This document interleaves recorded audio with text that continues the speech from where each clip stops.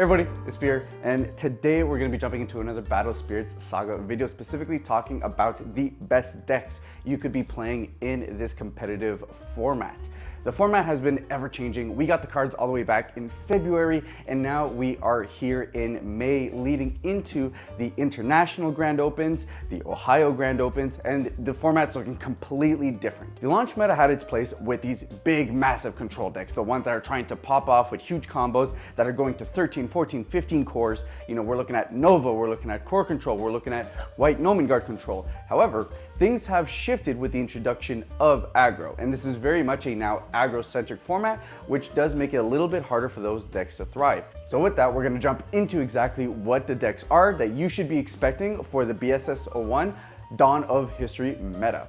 Before we get into that, I'd like to take a moment to talk about the video sponsor, Into the AM. They are the makers of the shirt you are seeing me wear now, and also create other absolutely gorgeous graphic tees.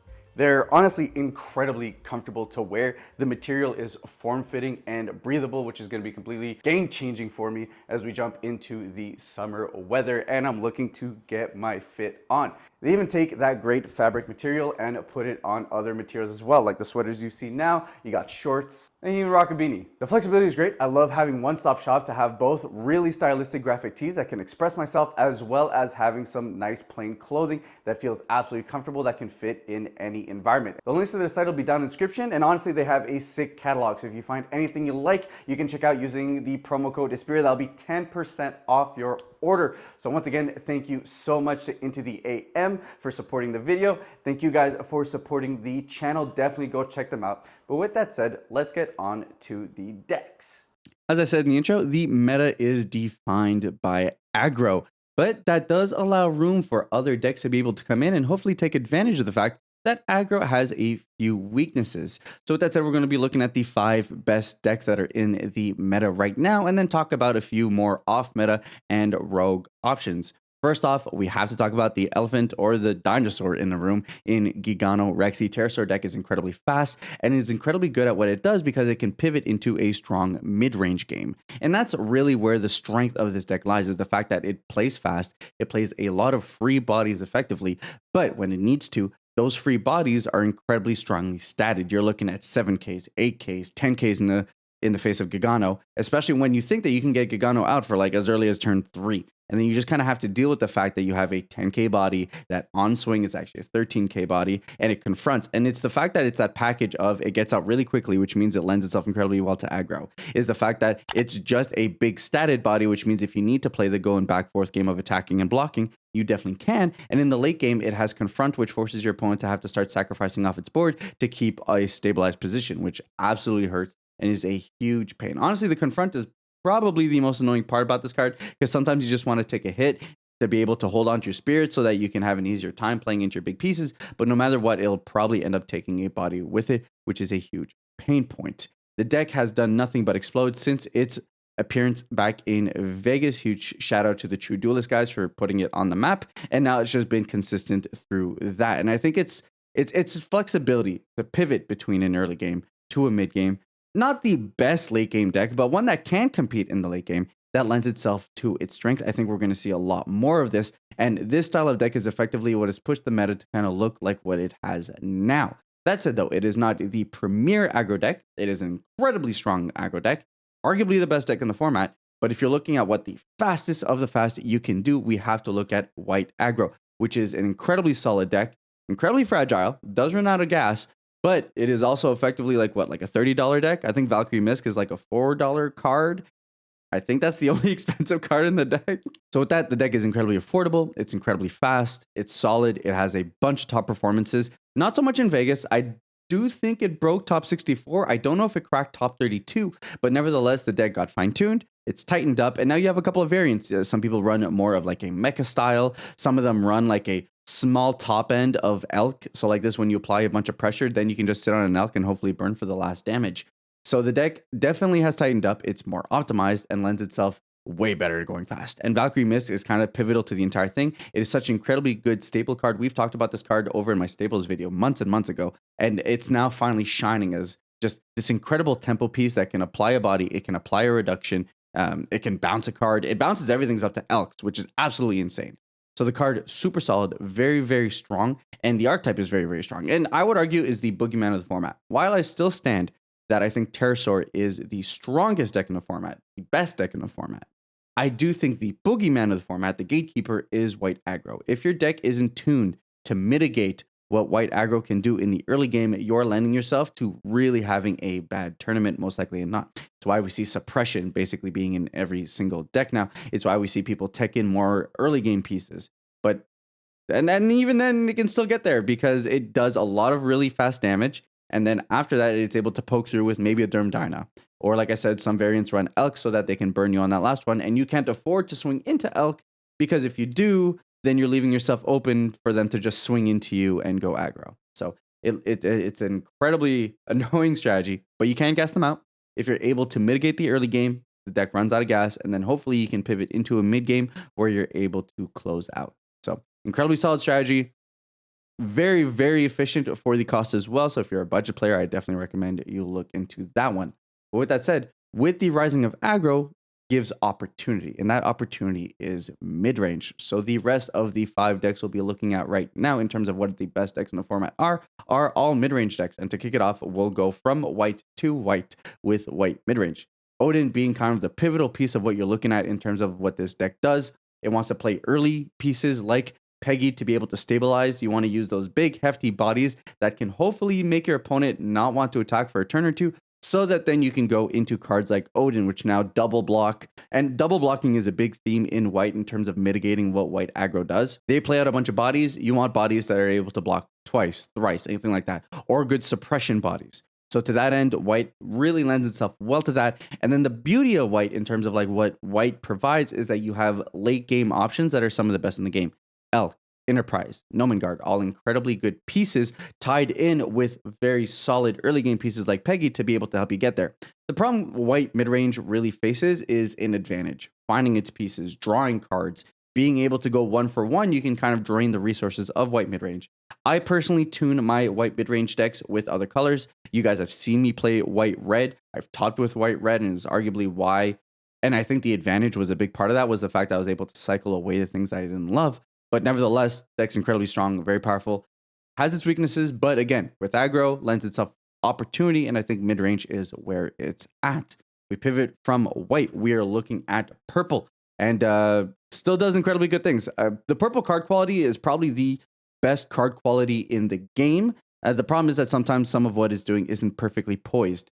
We did see that it had a huge representation in the launch events. It did teeter out away in Palm Springs, only seeing 2 top spots in the top 16, I believe. But nevertheless, the cards are incredibly good. Curse Dragon is incredibly solid, especially when white's trying to go like really wide, and you can just drop a Curse Dragon on them, take 2 to 3 bodies, be able to ramp up, and then play out some other defensive pieces. The cards are incredibly solid, especially when you have some early game cyclers that can block. You've got cards that when they block, you're able to draw a card, which means you're not missing out on cards, which means you can keep up with the gas that white aggro is providing, that red is providing. When you're playing against Gigano, if they're not careful about their cores, you have very efficient removal. You're arguably the best color to be able to deal with red Pterosaur, depending if they give you enough time to at least be able to see it and see the cores you need to be able to play out. So in general, I think it has an amazing removal suite. It has one of the best top-end combos in Baculus Curse Dragon and be able to clear out an entire board, Sans full of. So in general, the incredibly consistent, very solid. Most opening hands for purple are playable, which lends itself to being a very fun deck to pilot. I do say that sometimes you do kind of whiff out on the early game, but nevertheless, you yourself have a great early game in which you have curse bodies that are able to punch through, that are able to trade up, and have some not great stats, but at least are very efficient in what they do, especially in the fact that they usually net you a card. So to that end, again, great opportunity for mid-range to go in, and I think purple mid-range, whether you lean on like Nemesis, or I'm not a believer in the Nemesis package, I think it's a little too slow value-wise, but nevertheless, I think purple definitely still has a slot in terms of what it's trying to do. It's not trying to be this big control deck that only does combo and does nothing else. I think that's a terrible way to go about it, but it's still definitely a very strong color that generally has options in almost any scenario.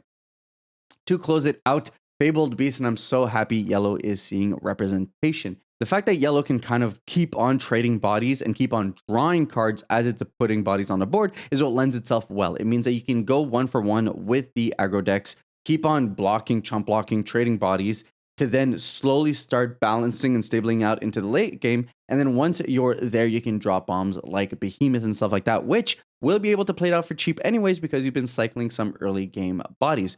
The Fabled Beast engine lends itself really well to continuously drawing cards. You have Flying Turtle that can draw you from the top of your deck. You have Paradise that every time you play a Fabled Beast will draw you some cards. And then you still end up running Cathedral so that as you're trading 1-for-1, you're ramping. Once you get into ramping enough cores, you're able to start drawing cards as well. So the deck lends itself really well to a meta that's trying to just punch bodies through because you can match that pressure by applying bodies yourself, and you can be low to the ground enough where if your opponent gives you an in, you can go 4 or 5 wide and be able to try and close out the game. The deck is also versatile in that you can run cards like Nomen Guard to be able to regas up, to be able to find advantage, and to be able to put pressure. So if anything, I love the fact that Yellow's seeing play again. And again, why? Because mid-range is in a great position right now. Not the best. The best is definitely still aggro, but if you want to enter that, we're going into these mid-range decks.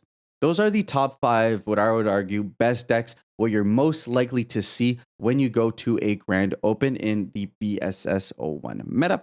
However, there are some other decks that you're just kind of like, where are they? Now we're going to talk a little bit off meta. And this breaks my heart because obviously my first top in the game was with Nova, but Nova is just in a really awkward position. And for what it's worth, for Vegas, even then it wasn't in an awkward position. Why? Because White Control was a deck, which means everyone was running 3 to 4 Enterprises, which means once Enterprise is on board, then you have to use some like Confront shenanigans to maybe be able to get in there with Nova. It's very complicated. The deck just kind of, and against the aggro matchups, it's like, yeah, you heal 5, but you need to do more. And while you can board wipe them, I played against Alex in the top cut. He was playing Red Pterosaur. I saw the combo, but unfortunately, didn't have anything outside of the combo. So I would play Nova, I would swing, but then I just couldn't do anything else. So he was able to just play out bodies and aggro me and eventually got there. And that's very much the position you end up in there. When it comes to the aggro matchups, it's a coin toss. Did you see the combo early and do you have defensive pieces afterwards to make sure that once you combo, you're able to keep on going? And then in the other matchups, it's just like, okay, well, now you're facing against Enterprises, Dream Bomb. You're in a Dream Bomb meta right now. So it's just ascending into a Nova and then getting a Dream Bombed and then maybe getting some stuff off the board, maybe not, which even then it's not even a guarantee because people are playing a lot of Armor Red. So the deck is just not well poised, at least pure Nova, especially since like you want to find your pieces, which means turn 1, you're like playing Volcanic, you're trying to play Star Bless and you're trying to charge draw and you're trying to find your pieces and it's just not coming together. So unfortunately, the deck is just really not well poised. I could see a world in which it comes back. If mid-range takes over, then Nova's in a great spot because Nova does decently well against mid-range. You can clear out their bodies. It's chunky. You don't have to worry about having to find your combo on like turn 2. So in general, the deck's still cool. I love Nova as a card, but it's just not well positioned in what the meta is trying to do right now, which is a huge stark difference from what we saw in the launch events. Moving from Nova, White Control. I don't think White Control is a great deck. I didn't even think White Control was a great pick for Vegas in the first place. Even if it won, I still don't necessarily agree with what that deck was trying to do. And I think like 9 times out of 10, it's supposed to lose the Red Pterosaur matchup. But either way, the cards are incredibly strong. Elk, incredibly strong card. Enterprise, incredibly strong card. Nomen Guard, incredibly strong card. You are not in a position to be able to sit back and do nothing up until you get into an Elk. And even when you get an Elk out, trying to elk your opponent from like 5 to nothing, which is what a lot of these control decks did for a really long time, I don't think is a viable strat. We have Valkyrie Misk, which will just bounce your elk if you try to play it, and that's a huge core investment you don't want to happen.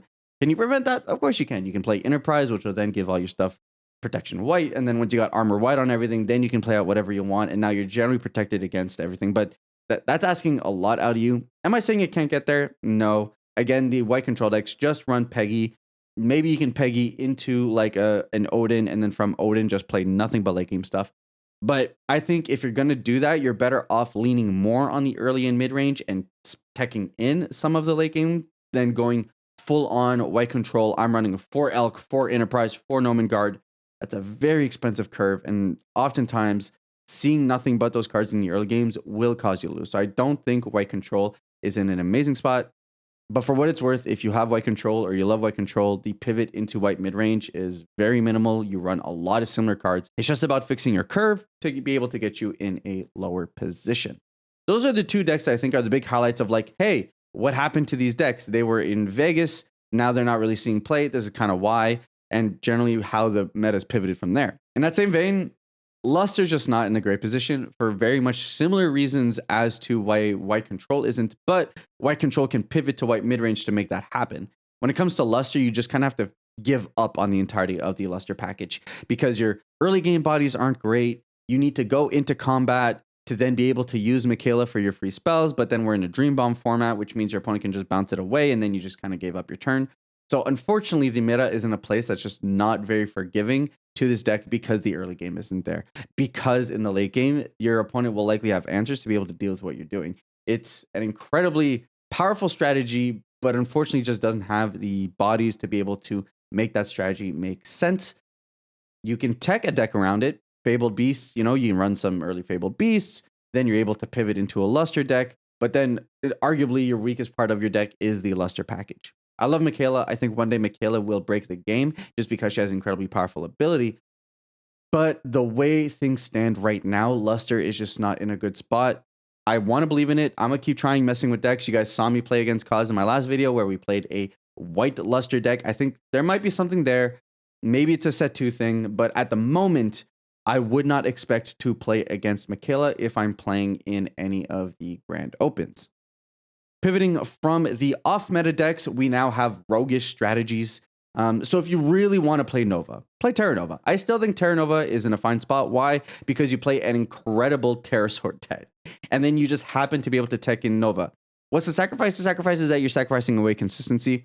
You'll be drawing into your Nova pieces that you necessarily might not want to see, but there's ways around it, right? You don't have to run Big Bang. You could just run a couple of Nova in your Gigano deck, and then when your Gigano isn't in a great spot, you can then go into Nova to be able to swing at your opponent. Or you can tech in a couple of more. You can tech in a Sigworm or 2. You can tech in a couple of Big Bangs. Generally, though, the reason this deck works is off the back of how good the Terra Sword deck is, and then you just happen to have a endgame combo that sometimes is a blowout. I do think it's not as good as regular Terra Sword, but if you're super stuck on playing Nova, you can definitely play Terra Nova, and I think that's still fine. Then you have like what I want to call like rainbow stuff. Generally, I think any deck you want to play can be successful off of the back of like these 4 cards. You're looking at securing down the early game with Peggy, Hippo, and Flamefish. So Hippo obviously being able to stabilize life. If your opponent puts you at a position where you're at 1 life, you can go to 2 life, and then you can burst down and Absolute Ice Shield again. Peggy being able to hold off the board all by itself for 2 to 3 turns. Same thing with Flamefish. So if you run any deck in which your early game is like these 3 cards, and then your late game's Durm Dyna, where you put yourself in a position to be able to chip away at the last pieces of damage, I think almost any deck can succeed with like this package. Is it going to be amazing? I don't know. But I ran a white variant of a deck that ran basically this package, and I was able to slog myself a top 32 spot in Palm Strings. I think there's some optimizations to be done there. I think there's a couple of other pieces of decks that are able to kind of tie in better. But generally, the package starts with this, and I think it's a rogue strat. I don't think it's the best strat. I don't think it's a meta strat. I think, if anything, the fact that my deck was like more white mid-range is what lent itself to my success. But nevertheless, Flamefish was a great card. Hippocampo was super clutch when I saw it. So you can include these cards in pretty much any deck. And if you're trying to make something janky work, start with this, and maybe you found yourself a really good rogue deck to kind of tie it all together. But that's just my opinion. I think the meta is incredibly aggro. Being aggro gives itself opportunity for mid-range decks to be able to succeed, which means control decks just aren't really in a great spot right now. However, again, you can run whatever you want, and I think seeing some level of success, especially if you at least tech in for the early game. But I could be completely wrong, so please, guys, let me know in the comments down below what you think I got right, what you guys think I got wrong. Maybe I forgot something completely. And once again, thank you so much to Into the AM for sponsoring the video. Again, guys, 10% discount on anything in their catalog. Links will be down in the description and the comments down below. And with that said, I'll catch you guys on the next one. Yeah.